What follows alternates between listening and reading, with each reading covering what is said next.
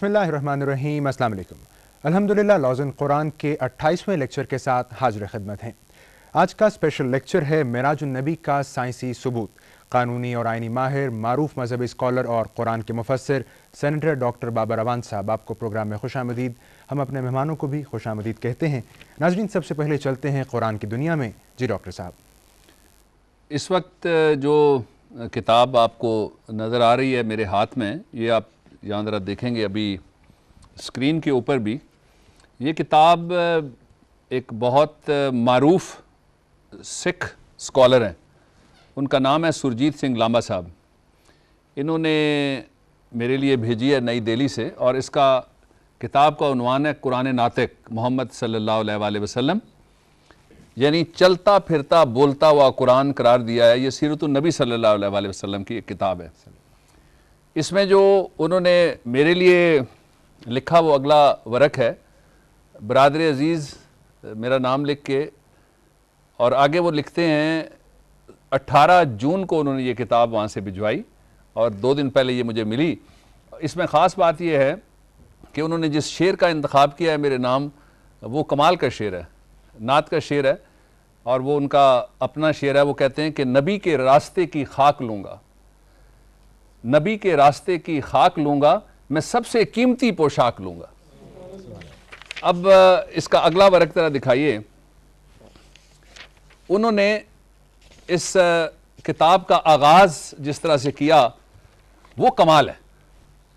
सुरजीत सिंह लांबा कहते हैं मेरे लिए ये सादत की बात है, ये आप इसको समझ लीजिए प्रीफेस जो पेश लफ्ज़ है वो है कि इस किताब की इशाअत के लिए मेरे दोनों बेटों परमजीत सिंह लांबा और बलजीत सिंह लांबा ने मुझे माली तामुन दिया, और मेरी शरीके हयात रिगजीत कौर लांबा ने भी दिलो जान से मेरी हौसला अफजाई की, इसलिए मैं ख़ास तौर पर उनका शुक्रगुजार हूँ। इस किताब की इशाअत से मेरी माली अगराज हरगिज़ वाबस्ता नहीं, बल्कि मैं उस रब्बुल आलमीन का दिल की गहराइयों से एहसानमंद हूँ और शुक्र बजा लाता हूँ, जिसने मोहसिन इंसानियत सल्लल्लाहु अलैहि वसल्लम को पैदा फरमाकर सादतमंद इंसानों को सिराते मुस्तकीम पर गामज़न किया, उनके दिलों में आपसी भाईचारगी पैदा की और दुनिया में अमनो इंसाफ का बोलबाला करने की एक आला मिसाल कायम की। वो कहते हैं कि आज नफ़रतो तबाही पर खड़ी इंसानियत को हुजूर अकरम सल्लल्लाहु अलैहि वसल्लम की सीरत तैयबा को पढ़ने, समझने और उस पर अमल करने की सख्त ज़रूरत है। मैं समझता हूँ कि इससे अच्छा कोई मैंने इससे पहले पेश लफ्ज़ किसी गैर मुस्लिम की जानिब से हुजूर अकरम सल्लल्लाहु अलैहि वसल्लम की शान में नहीं पढ़ा। लांबा जी आपका बहुत शुक्रिया। जज़ाकल्लाह डॉक्टर साहब। हम चाहेंगे कि आज का जो स्पेशल लेक्चर है मेराजुन नबी का साइंसी सबूत, आप बिला तवक्कुफ़ उसका आगाज़ फरमाइए। बिस्मिल्लाहिर्रहमानिर्रहीम। आज 27 रजब की शाम है, रात है, और 26 रजब जो है ये कुछ देर बाद जो हमारा घंटों का हिसाब है उसके हिसाब से ख़त्म हो जाएगा। ये एक तारीख़ी दिन है, और इस तारीख़ी दिन के हवाले से कुछ तारीख़ी बातें आज करते हैं। ये तारीख़ी दिन 2 हवालों से है। पहला हवाला ये है कि 621 ईस्वी का साल है, 26 और 27 रजब की दरमियानी रात है। हिजरत मदीनतुन नबी सल्लल्लाहु अलैहि वसल्लम की तरफ आप सल्लल्लाहु अलैहि वसल्लम ने अभी सफ़र करना है, और 1 साल उससे पहले की बात है, यानी आज से 1387 साल पहले इशा की नमाज के बाद आप सल्लल्लाहु अलैहि वसल्लम हरम मक्की काबा शरीफ के अंदर हित्तीम में आराम फरमा रहे हैं। फरिश्ता आता है और आके वही पे मामूर फरिश्ता हज़रत जिब्रील अमीन आके आप सल्लल्लाहु अलैहि वसल्लम को जगाते हैं। आप सल्लल्लाहु अलैहि वसल्लम उनके साथ जब चलते हैं तो वो एक अजीब सी सवारी उनको नज़र आती है, जो आप सल्लल्लाहु अलैहि वसल्लम के अल्फाज में खच्चर से मुख्तलिफ थी, घोड़े से भी मुख्तलिफ थी, गधे से भी मुख्तलिफ थी, और उसका सफ़ेद रंग था। उसको बुराक कहा जाता है। उस पे आप तशरीफ़ रखते हैं और तशरीफ़ लेके जाते हैं मस्जिद अक्सा, जो किबला अव्वल है मुसलमानों का, اس قبلہ اول میں تشریف لے جانے کے بعد آپ صلی اللہ علیہ وسلم وہاں پہ جتنے بھی پہلے نبی آپ صلی اللہ علیہ وسلم سے تشریف لائے ان انبیاء کی نماز کی امامت فرماتے ہیں. پھر آسمان سے 2 لفٹیں اترتی ہیں. یہ میں اپنی طرف سے بات نہیں کر رہا. آج جو میں آپ سے گفتگو کرنا چاہتا ہوں اس کے 3 حوالے ہیں. ایک حوالہ احادیث کی کتابیں، دوسرا مستند روایتیں، اور تیسرا حوالہ تاریخ ہے، اور چوتھا حوالہ سائنس ہے. آپ صلی اللہ علیہ وسلم وہاں سے ایک لفٹ کے ذریعے آسمان پہ تشریف لے کے جاتے ہیں. جو پہلا سفر ہے حضور اکرم صلی اللہ علیہ وسلم کا، کعبہ شریف سے لے کے حرم مکی سے لے کے مسجد اقصی تک، اس کو کہتے ہیں اسرا. یہ آپ صلی اللہ علیہ وسلم کا زمینی سفر ہے.